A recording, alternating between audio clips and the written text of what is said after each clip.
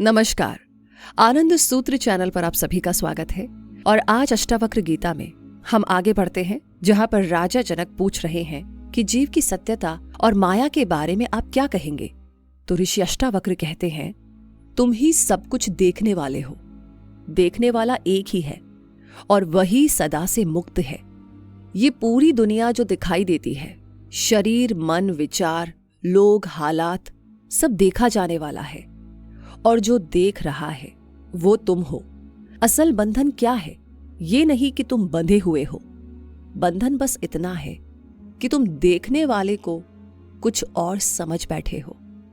जैसे आंख सब कुछ देखती है, लेकिन खुद को शीशे में देखकर खुद को ही वस्तु मान ले तो भ्रम हो जाता है। या जैसे समुद्र की लहर खुद को छोटी और अलग मान ले और समुद्र को कुछ और समझ बैठे तो डर पैदा हो जाता है।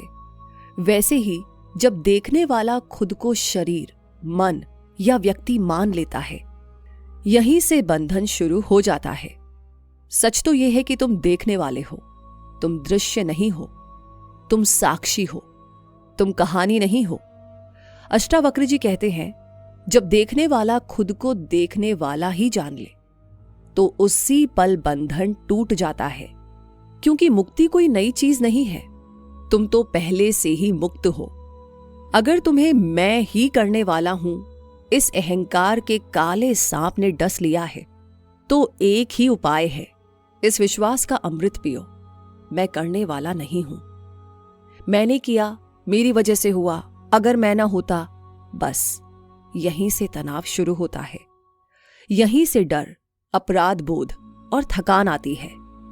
जैसे कोई आदमी पूरी जिंदगी भारी बोझ उठाए चले और उसे पता ही ना हो कि वो बोझ नीचे रख सकता है, वैसे ही मैं ही करता हूं ये सोच अंदर से मार देती है।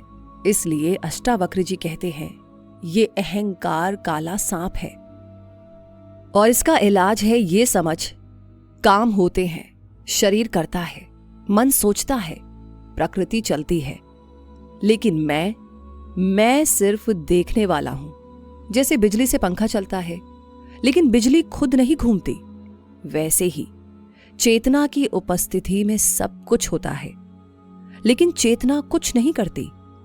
जिस दिन ये समझ दिल में उतर जाती है, उस दिन अंदर कुछ हल्का हो जाता है।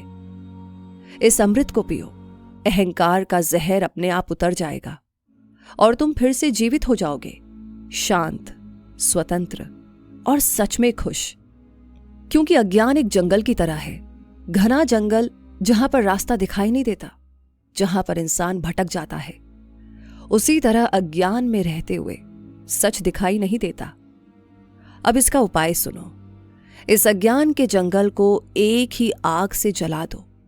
किस आग से? इस पक्के विश्वास की आग से।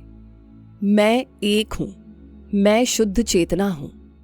मतलब ये कि मैं एक हूं क्योंकि मेरे अलावा कुछ अलग है ही नहीं, और मैं शुद्ध हूं क्योंकि मेरी चेतना खुद से प्रकाशित है। उसे किसी सहारे की जरूरत नहीं। अभी हमारी चेतना अशुद्ध लगती है क्योंकि वो हमेशा किसी चीज में उलझी ही रहती है, कभी विचार में, कभी भावना में, कभी दुनिया में। जैसे धुएं से ढका दीपक कम रोशनी देता है, लेकिन दीपक खुद कभी गंदा नहीं होता। उसी तरह चेतना शुद्ध ही है, बस अज्ञान का धुआं उसे ढक लेता है। जिस दिन यह भरोसा अंदर से पक्का हो जाता है, मैं एक हूं, मैं शुद्ध चेतना हूं, उसी दिन अज्ञान का जंगल जलने लगता है। और जब अज्ञान जाता है तो शोक भी चला जाता है, डर भी चला जाता है, भटकाव भी चला जाता है।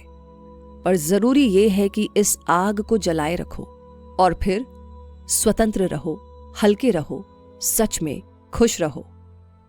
क्योंकि जिस चेतना में ये पूरी दुनिया दिखाई देती है, वही परम आनंद है और तुम वही चेतना हो।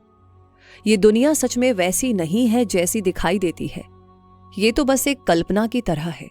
जैसे अंधेरे में रस्सी को देखकर सांप का भ्रम हो जाता है, डर पैदा हो जाता है, दिल बहुत तेज धड़कने लगता है, लेकिन सांप कभी था ही नहीं। असल में सिर्फ रस्सी थी और रस्सी कभी सांप नहीं बनी। उसी तरह ये संसार चेतना में दिखाई देता है, लेकिन चेतना वो कभी संसार नहीं बनती।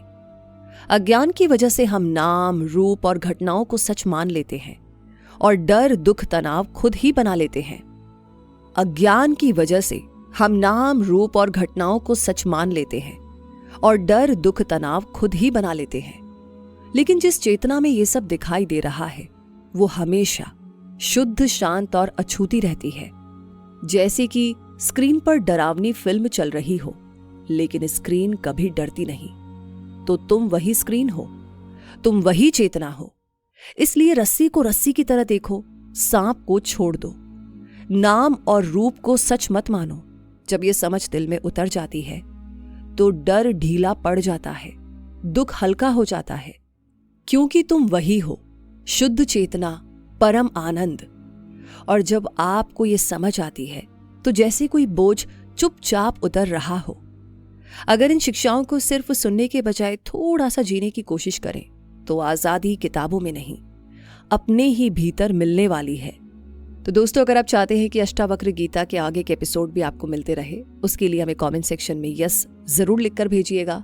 साथ ही आपने किस लाइन से रिलेट किया, कहां पर आपको लगा कि ये लाइन वाकई में दिल को छू गई, प्लीज आप अपना एक्सपीरियंस हमें जरूर शेयर करें। और आपको सुनते सुनते लगा कि किसी को वाकई में जरूरत है इन लाइन्स की, इस ज्ञान की, इस नॉलेज की, तो उनके साथ इस वीडियो को जरूर शेयर करें।